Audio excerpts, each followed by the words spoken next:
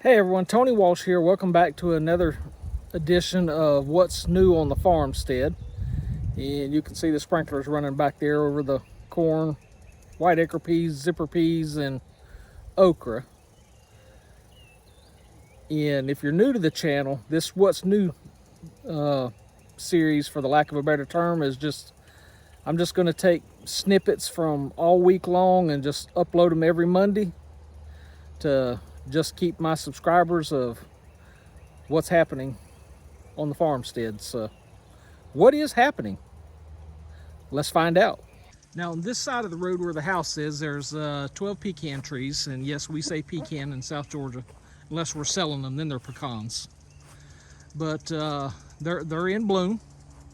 So just want to show this to my viewers. This is the male flower called a catkins, C-A-T-K-I-N-S. In a pecan tree is both male and female. So that is the male part. In the female part, let's look at this one right here. So you got the male part right here.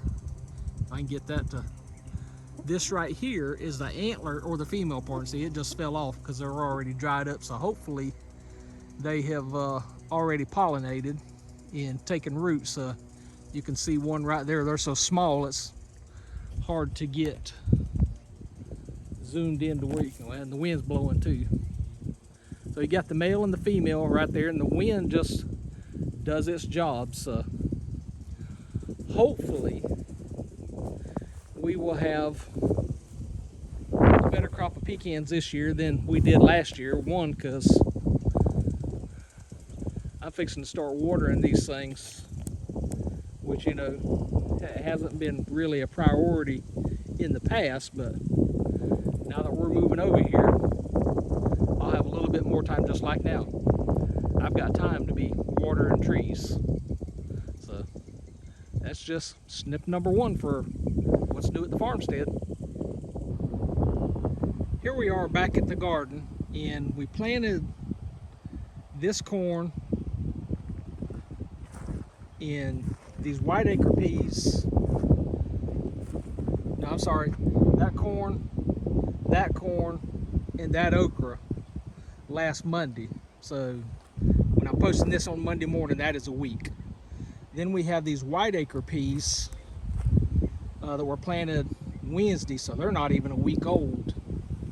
But then these zipper peas over here, they haven't even come up. So I don't know what the germination rate is on those or how long it's supposed to take, but it hasn't been a week yet, so I'm not worried about that. But one thing, you know, when I talked about that hand planter that I used, I borrowed, and I used the seed plates that it said to use. But this okra is thick. I mean thick. So if I borrow that same hand planter next year, I've got to tape up half of the seed holes, because I'm going to end up thinning that out, which was nothing but a waste of seed. So, and that's the thing, when you borrow stuff, you don't know exactly what you get. So it's trial by error. And even if I bought a brand new one, I would have used the factory plates. It's still in that same boat. So everything is trial by error. My point in saying that is take good notes. So I've got myself a note: if I buy that same kind of planter next year, or I borrow that same kind of planter, I need to tape up the seed holes. The same way with these white acre peas. They are thick, and yes, I've got to get down here and get the wheat. I'm hoping to use the rolling cultivator behind the tractor to do these instead of doing it by hand, but they are thick too. So I used the seed plate excuse me, that said small peas, and you can see it's still thick. So again, I'm going to have to tape up half the holes if I use that planter or buy the same planter. You know, if I buy a totally different planter, then I may do like 2 rows with the planter the way the seed plate the way it comes, and then tape up half, and then I'll know in 1 year which is the best way to go. But hey, for 6 days, I'm happy with this growth right here. And you can see we've been watering. I do have a couple of spots that the sprinklers miss, so I need to do something over here on this side.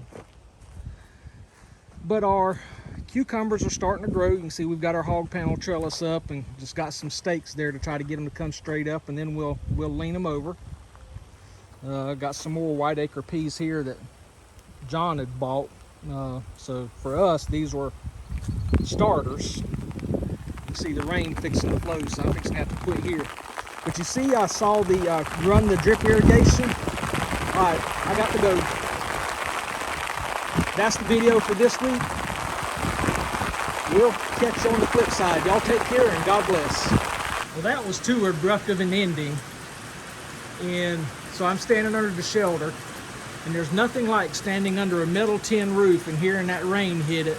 It makes a good place to take a nap, but it's too late in the day to take a nap. If I took a nap now, I wouldn't want to sleep tonight. But I've been watering the grapes today, watered the satsuma tree. You can see, even though it's raining, I've got the water running to the grapefruit tree. And my plans was to water the orange tree next.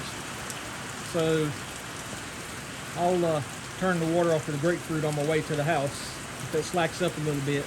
But as I was saying, that soaker hose worked good for the stuff that was on the ground, but it did not work good for the containers. So I was running drip irrigation to the containers when it started raining. So I was going to try to do a quick synopsis before it rained, but got caught. So I'll follow up on the drip next week. I haven't done much this week at the farmstead because I have worked like a dog this week.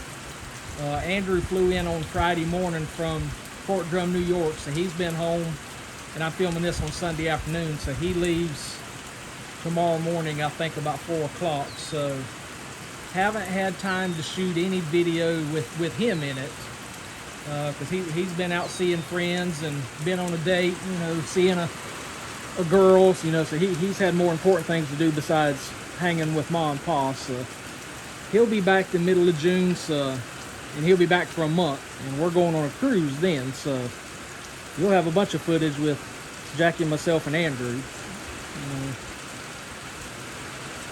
So that's going to be it for this week's What's New on the Farmstead. And another thing I was going to show you, we've been trying to catch an armadillo. We have an armadillo, a possum, and a squirrel in the backyard of Nana's. Armadillo's digging holes, and we've got traps out to set them. No success, so if y'all have any tips on catching a squirrel and an armadillo with a country line trap,